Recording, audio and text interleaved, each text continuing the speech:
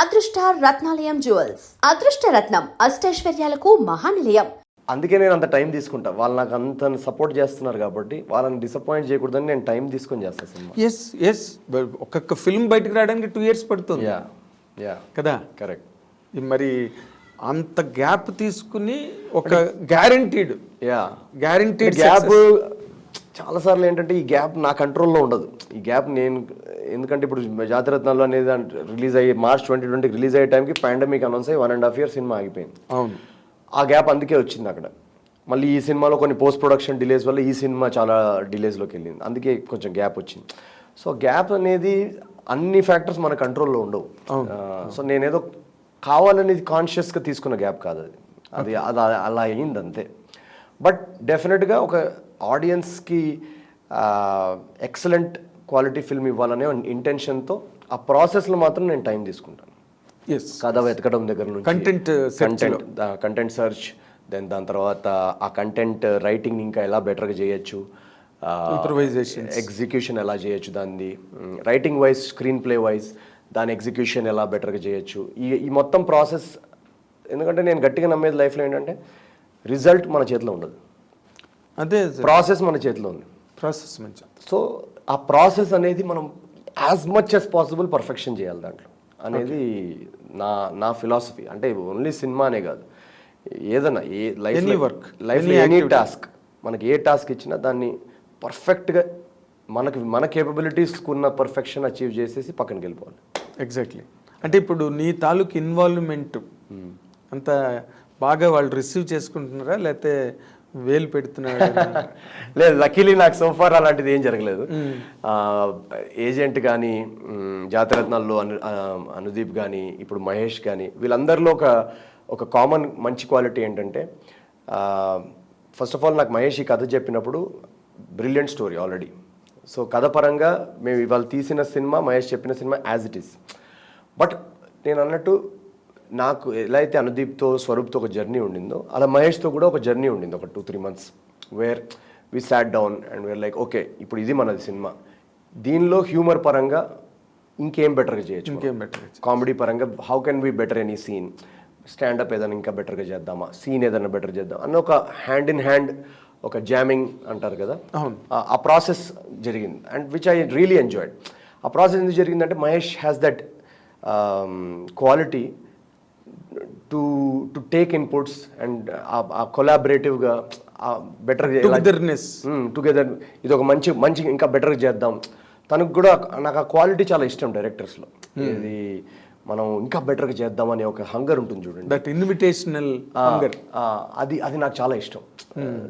ఏదో రాసేసాము ఇంకా అయిపోయింది ఇది బాగానే ఉంది అని కాకుండా, ఇంకా అది గడిగడికి అన్నిట్లోని వేలు పెడుతున్నాడు, పెద్దానికి సైజులు ఇస్తున్నాడు అని విసుక్కోవడం, అలాంటిది నాకు నెగటివ్ యాటిట్యూడ్ డెవలప్ చేసుకోవడం, అది ఇంకా నాకు అలాంటి ఎక్స్పీరియన్స్ ఎప్పుడు జరగలేదు.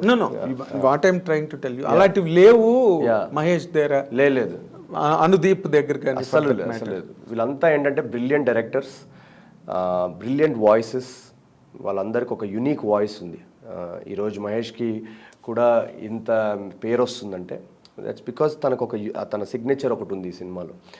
అండ్ దానికి ఇప్పుడు ఒక స్టాండప్ కమేడియన్గా లేదా నా కాస్టింగ్ జరిగినట్టు హ్యూమర్ పరంగా నేను ఏదైతే తీసుకురాగలుగుతానో అదంతా నేను తీసుకొచ్చి తన ముందు పెట్టాను.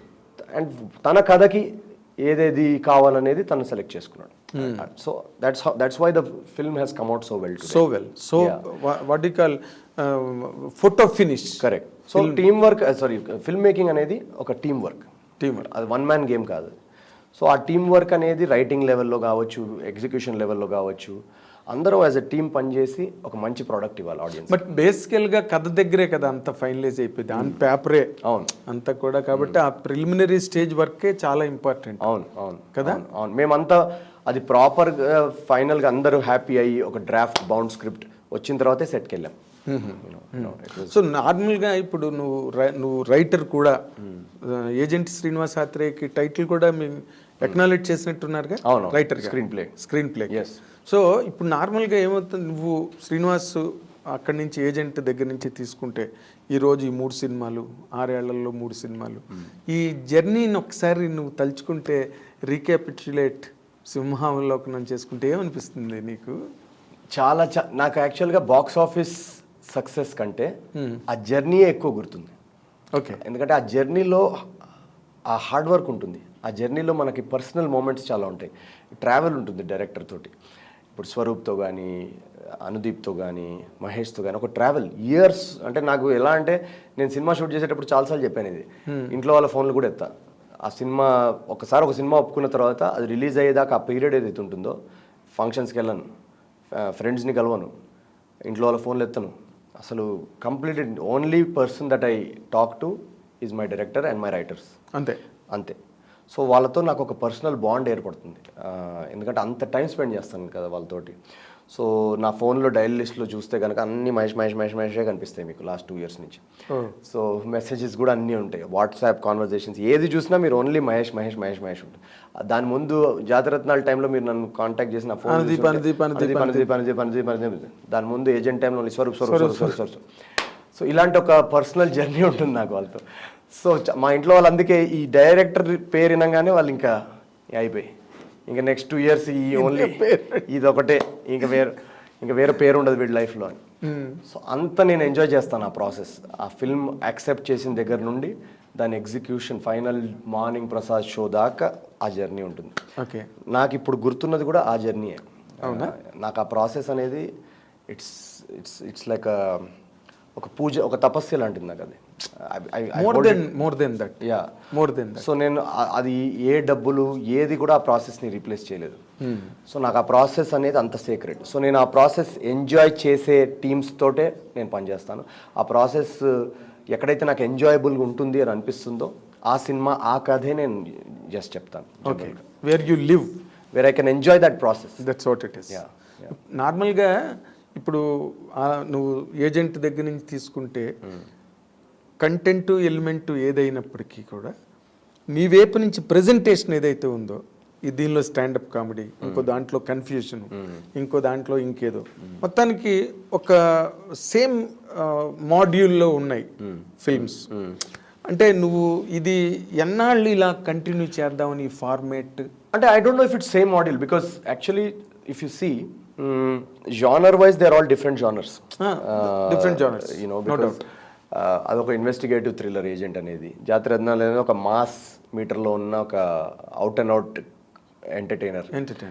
ఇది అసలు కంప్లీట్లీ అర్బన్ స్పేస్లో ఉన్న ఒక ఇమోషనల్ కమెడిక్ డ్రామా ఇది. సో జానర్ వైజ్ యాక్చువల్గా మూడు different and roles wise also I feel all 3 are different. Humour angle ఉండడం అనేది common, but otherwise dramatic beat points కానీ, క్యారెక్టర్ ఆర్క్స్ కానీ, క్యారెక్టర్ బిహేవియర్స్ కానీ అవన్నీ డిఫరెంట్ అంటే 100% there is no. అందుకే ఈరోజు ఆడియన్స్ అరే వీడు ఏ క్యారెక్టర్ అన్నా చేయగలుగుతాడనే పేరు వచ్చిందంటే, నువ్వు ఇందాక మొదట్లో కూడా మాట అన్నావు, ఇది నేను ఏ క్యారెక్టర్ అయినా నేను చేయగలను అన్న కాన్ఫిడెన్స్ వచ్చింది ఈ సినిమాతో. అవును అదే ఇందాక నేను స్టార్టింగ్లో అన్నావు. సో ఆ వర్సటైలిటీ రావడానికి కారణం is because the 3 characters are also different from each other.